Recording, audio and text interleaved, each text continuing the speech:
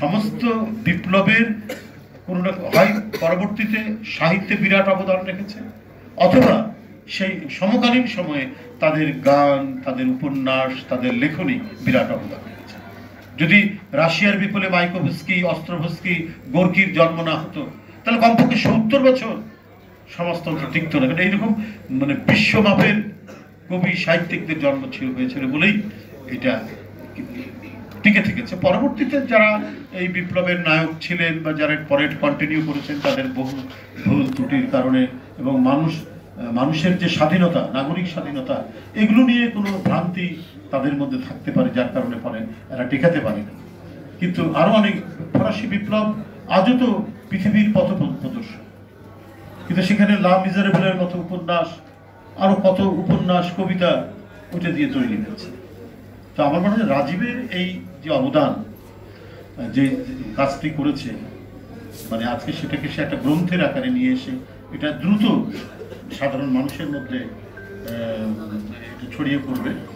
তো এই জন্য যে কন্ট্রিবিউশনটা রেখেছে বৈষম্য বিরোধী ছেলেরা, তাদের চিন্তা চেতনা থেকে কেউ আমরা বলেছি বলে আমার ধারণা, অন্য কেউ বলতে পারে, কিন্তু তারা যে কাজটি করেছে এটা একটা বিশাল অবদান এটা রাখে।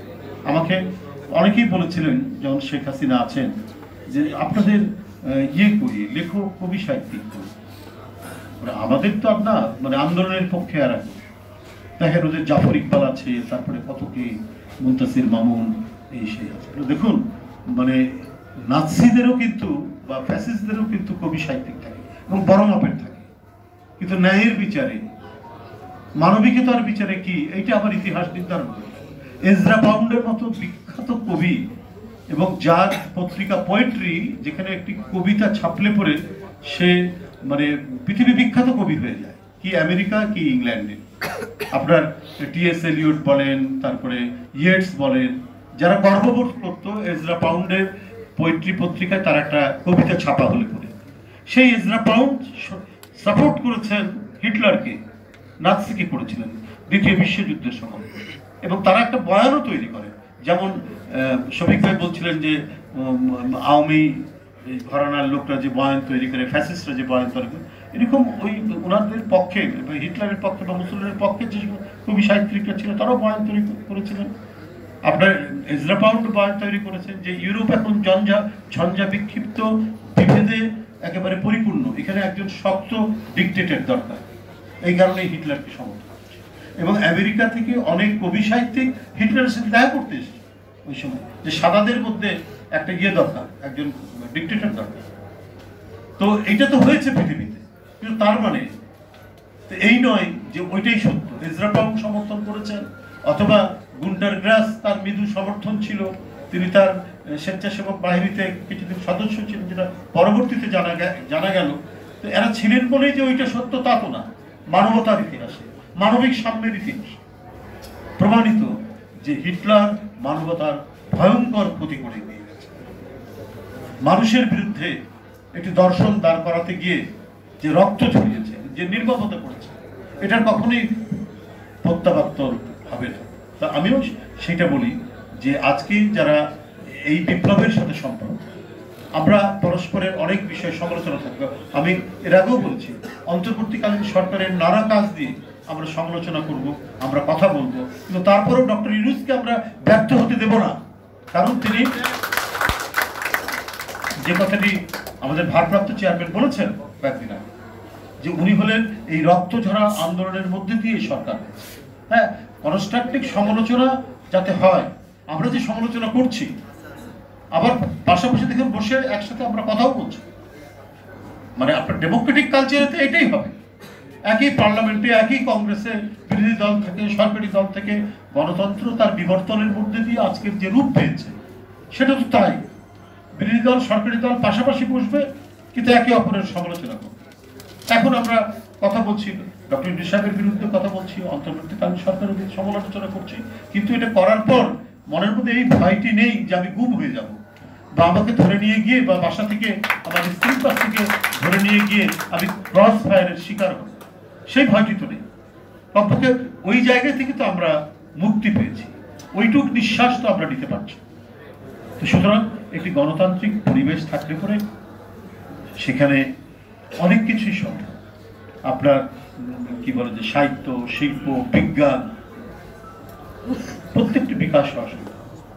আপনার রাশিয়াতে বিপ্লব হয়েছে, কিন্তু আপনার এক ধরনের সেখানে আমি বলবো যে সীমাবদ্ধতা ছিল। সীমাবদ্ধ থাকার কারণে পৃথিবীর যারা মুক্তমনা কবি, সাহিত্যিক, বিজ্ঞানী বা গুণীজনরা এরা হচ্ছে নিজেদের যে চিন্তার স্বাধীনতার জায়গা খুঁজে তারা একেবারে স্রোতের মতো আমেরিকার দিকে ছুটে গেছে।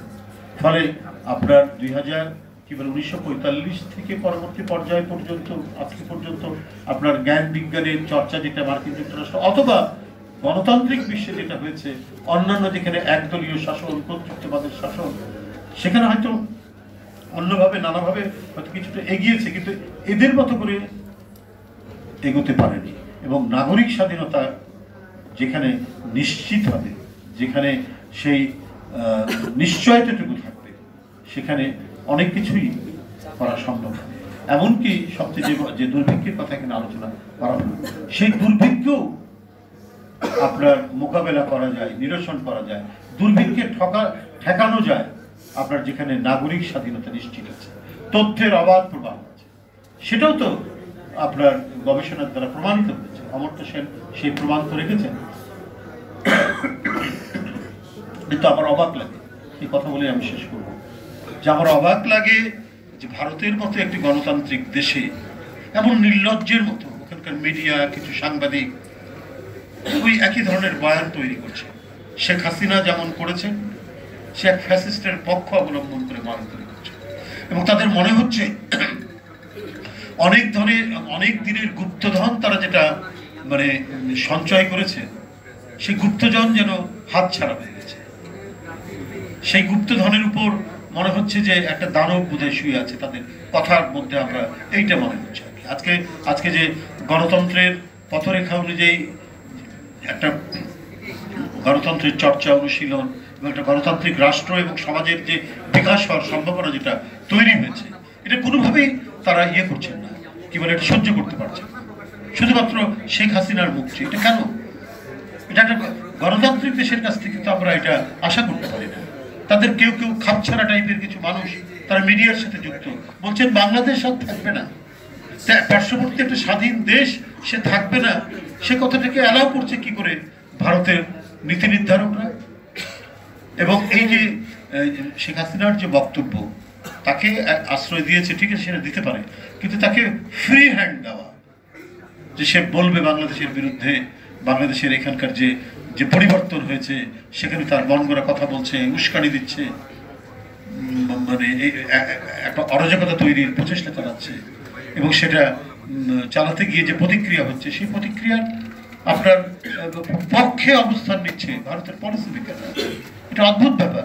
আজকে এখানে আপনাদের এখানে আসার সময় দেখলাম একজন ওই কি বলে গাজীপুরের মেয়র, সে তার বক্তব্য সময় টিভিতে দেখাচ্ছে যে আমাদেরকে যদি রাজনীতি করতে না দেওয়া হয়, আমাদের যদি কর্মসূচি পালন করতে না দেওয়া হয়, তাহলে কেউ শান্তিতে থাকতে পারবে না, অর্থাৎ হত্যার হুমকি দিচ্ছে রীতিমতো।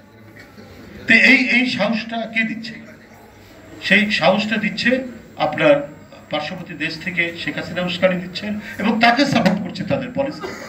এটা তো বাংলাদেশের সার্বভৌমত্বের উপর সরাসরি হস্তক্ষেপ, ভয়ঙ্কর রকমের হস্তক্ষেপ।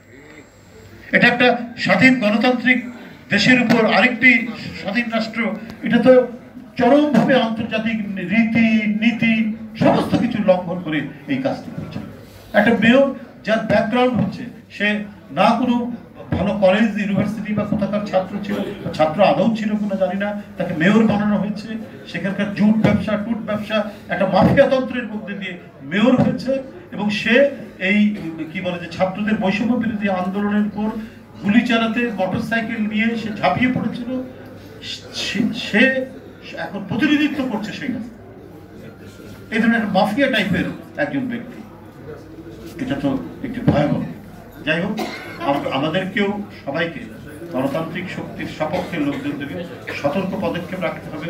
কোনো নৈরাজ্যের কারণে কেউ যাতে কোনো সুযোগ না নিতে পারে, কারণ এটাও মনে রাখতে হবে প্রতি বিপ্লব কিন্তু উকি ঝুঁকি মারে সবসময়।